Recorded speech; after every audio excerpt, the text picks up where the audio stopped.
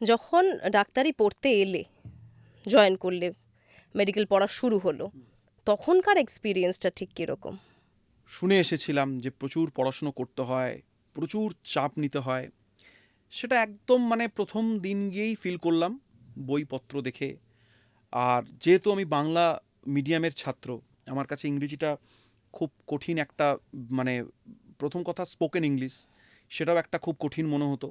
আর দ্বিতীয়ত হচ্ছে বিভিন্ন টার্ম, ডাক্তারির যে ভাষা, তার যে ল্যাঙ্গুয়েজ, সেটাও আমার কাছে একদম নতুন। তো এই দুটোকে কোপ আপ করতে আমার বেশ কিছুটা সময় লেগেছিল।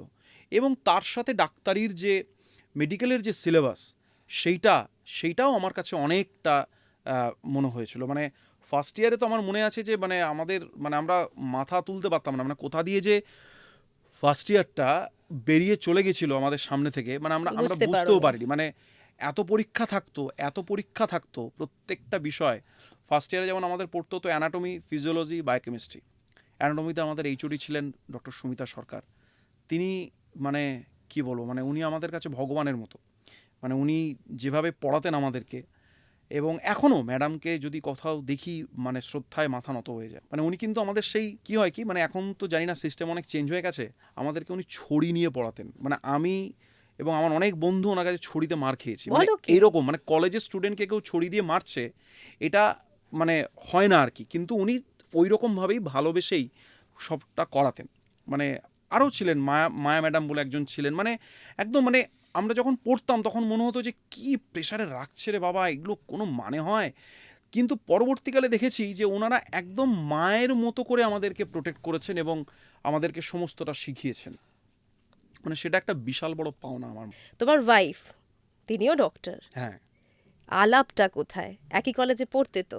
হ্যাঁ, আমাদের মানে আমরা দুজনেই একই কলেজে পড়তাম। এবং শুধু তাই নয়, মানে এটা বলতে কোনো অসুবিধে নেই যে আমি মানে যেহেতু একটা বাংলা মিডিয়াম স্কুল থেকে এসেছিলাম, গ্রামের ছেলে, একটা ভয় ভয় কাজ করতো। মানে মহিলাদের সাথে কথা বলা, এই জায়গাটা আমার কাছে খুব একটা মানে বিশাল একটা জায়গা মনে হতো আর কি। তো আমি কারোর সাথেই সেভাবে কথা বলতাম না আর কি। মানে আমার নিজেরই একটু লজ্জা লাগা থেকে শুরু করে একটা নিজেকে গুটিয়ে রাখা, এই জায়গাটা থাকতো। তো আর ও তো ক্লাসের মানে কি বলবো, মানে টপ স্টুডেন্টদের মধ্যে একজন ছিল আর কি। তো তা ন্যাচারালি ওর কাছে যেতে আরও আমার মানে খুব মানে মানে লজ্জা লাগতো আর কি। মানে আমি নিজেকে সেই জায়গায় ইয়ে করতাম না, খুবই কম কথা বলতাম, খুবই। কিন্তু ব্যাপারটা কী জানি মানে কলেজের সময় তো ওর সাথে আমি মানে 5.5 বছরে হার্ডলি হয়তো 4 থেকে 5 বার কথা বলেছি, হার্ডলি, মানে তাও হয়তো নয়। কিন্তু যেটা সব থেকে ইন্টারেস্টিং, কলেজে আমার খুব কম সংখ্যক বন্ধু আছেন যারা আমার থিয়েটার দেখতেন, আর তার মধ্যে ও একজন। মানে আমি একবার ওকে বলেছিলাম যে এই জানিস আমি নাটক করি। তো ও যে আচ্ছা তাই, বলছে কবে আছে। আমি ওকে একবার বলেছিলাম, তো ওই দিনকেই ও গেছিলো কিন্তু আমার শোটা দেখতে। এবং এই হেমন্তের পাখি যে নাটকটা দিয়ে আমি শুরু করেছিলাম, তারপরে ও যতদিন কলকাতায় ছিল, তারপরে তো আফটার এমবিবিএস ও চলে যায় এইমস থেকে ও পোস্ট গ্র্যাজুয়েশন ডিগ্রি করে। তো কলকাতায় যতদিন ছিল ও মানে যতবার আমার নতুন নাটক হতো, ও ততবার কিন্তু আমার নাটক দেখতে যেত আর কি। তারপরে ও যখন কলকাতায় ফিরে আসে, তারপরে একটা বন্ধুর বিয়েতে ওর সাথে আলাপ হয়। তারপরে আস্তে আস্তে মানে তখন আমাদের তখন ভালো করে আলাপ তখন হয়। বন্ধুত্বটা আরও গাঢ় হয় আর কি। তখন সেই থেকে ওর সাথে সম্পর্কটা তৈরি হয় আর কি। এই যে আরজি করার টাইমটায় ওকে তো কন্টিনিউয়াস তোমার পাশে থাকতে দেখা গেছে, মানে সব বিপদে আপদে বলো, সমস্ত সিচুয়েশনের মধ্যে তোমাকে সব সময় সাপোর্ট দিয়ে গেছে। না মানে শুধু আরজিকর নয়, মানে আমি না মানে কি বলবো, মানে আমি যদি এটা মানে শুনতে কারোর খারাপ লাগে তাতেও আমার কিছু করার নেই। আমি খুব ডিপেন্ডেন্ট ওর উপরে, মানে প্রচণ্ড পরিমাণে ডিপেন্ডেন্ট। মানে আমি মানে ওকে ছাড়া একটা মুহূর্ত ভাবতে পারি না, আর একটা পাও ফেলতে পারি না। মানে একদম মানে আমি মানে কি বলবো, মানে আমি যদি মনে করি যে আজকে আমার এটা করা উচিত, আমি কিন্তু ফার্স্ট যে পার্সন সেটা হচ্ছে আমার ওয়াইফ।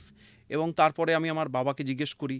মানে এই কয়েকজন, এই দুজন ছাড়া আমার লাইফটা মানে খুব ডিফিকাল্ট হয়ে যাবে, মানে খুব ডিফিকাল্ট। মানে আমি মানে ভালোবাসাটা তো অবভিয়াসলি আছে, মানে ভালোবাসার থেকেও যেটা দরকার, মানে আমি ওকে প্রচণ্ড পরিমাণে ভরসা করি আর কি। মানে এবং ও হয়তো আমাকে সেই জায়গাটা দিয়েছে, বা ও আমাকে সাইমালটেনিয়াসলি ভরসা করে। কিন্তু মানে আমি ওকে ছাড়া কোনো মতেই চলতে পারবো না। মানে আমার কাছে আমার সমস্ত কিছু একদিকে, ও একদিকে। মানে এটা আমার কিছু করার নেই। মানে ইচ অ্যান্ড এভরি অ্যাসপেক্টে আমাকে এটা ও ফিল করিয়েছে। শুধু আরজি করে আপনারা অনেকেই ওকে দেখেছেন, মানে অনেক ক্ষেত্রেই ও আমাকে এইভাবে এমনভাবে সাপোর্ট দিয়েছে, মানে ইভেন মানে অনেক রকম পরিস্থিতি গেছে আমার, বিভিন্ন রকম একটা পরিস্থিতি, সংকটজনক পরিস্থিতি তৈরি হয়েছে, সেখানে ও যেভাবে আমাকে গাইড করেছে এবং বলা ভালো আগলে রেখেছে, সেটা মানে কি বলবো, আই এম রিয়েলি লাকি। মানে আমি যদি সত্যি ওকে মানে না পেতাম, আমি জানি না আমি কি করতাম সিরিয়াসলি। মানে আমি মানে এখনও ভাবি আর কি, যে আমি এই মানে মেয়েটি যে কলেজে এরকম একটা স্টুডেন্ট যার সাথে আমি এরকমভাবে মানে আছি সম্পর্কে, মানে আমি মাঝে মাঝে ভাবি আর ওকে বলি, আমার না মাঝে মাঝে বিশ্বাসই হয় না আমি তোর সাথে আছি আর কি। এরকম ভাবে মানে কজন ভাবতে পারে বলো তো? মানে কি সুন্দর করে তুমি এই বলছো। জায়গাটাতে আমার মানে আমি কিছু করার নেই, মানে আমার কাছে সমস্ত কিছু একদিকে আর ও একদিকে। আরজি করের প্রসঙ্গটা যখন এলোই, তাহলে এবার একটু জানতে চেষ্টা করব তোমার কাছ থেকে যে এখন কি সিচুয়েশন, এই আন্দোলনের পরের এই ফেজটা এখন কিরকম যাচ্ছে? না দেখুন, আরজি করের আন্দোলনটা আমরা যে জন্য করেছিলাম সেটা হচ্ছে যে দুর্নীতি, যে দুর্নীতির আবহাওয়া তৈরি হয়েছিল আরজি কর মেডিকেল কলেজে, সেটা আপনারা প্রত্যেকেই মানে এতদিনে সবাই জানেন। আমরা আন্দোলন করেছিলাম এই দুর্নীতির বিরুদ্ধে, এবং যে একটা অদ্ভুত ঘটনা, মানে একজন অন ডিউটি ডক্টর যার সাথে এরকম একটা ঘটনা ঘটে গেছে, তার প্রতিবাদে। তো সেই জায়গাগুলো অনেকটাই মানে কি বলবো, এখন ডেভেলপড হয়েছে। আরজি করে একটা অদ্ভুত ভালো জায়গা মানে তৈরি হয়েছে, বিভিন্ন সিআইএসএফ এখন পুরো সিকিউরিটির দায়িত্বে আছেন, এবং ছাত্ররা নিজেদের কাজ করে, পড়াশুনো করে, খেলাধুলো করে, একটা ভালো মানে চিকিৎসা ব্যবস্থা সমস্ত দিক থেকে সবাই সমস্তভাবে কোঅপারেট করে। আমাদের প্রিন্সিপাল যিনি আছেন, এমএসভিপি যিনি আছেন, এবং স্টুডেন্টরা প্রত্যেকে যারা আছেন তারাও খুব ভালোভাবে ইয়ে করেন। দেখুন, আমার একটা ব্যাপার না, আমি এই পলিটিক্স বা রাজনীতি এই জিনিসটা খুব একটা বুঝি না, একদম সত্যি কথা বুঝি না। আমার কাছে যেটা অন্যায় সেটা অন্যায়, যেটা ভুল সেটা ভুল, যেটা ঠিক সেটা ঠিক।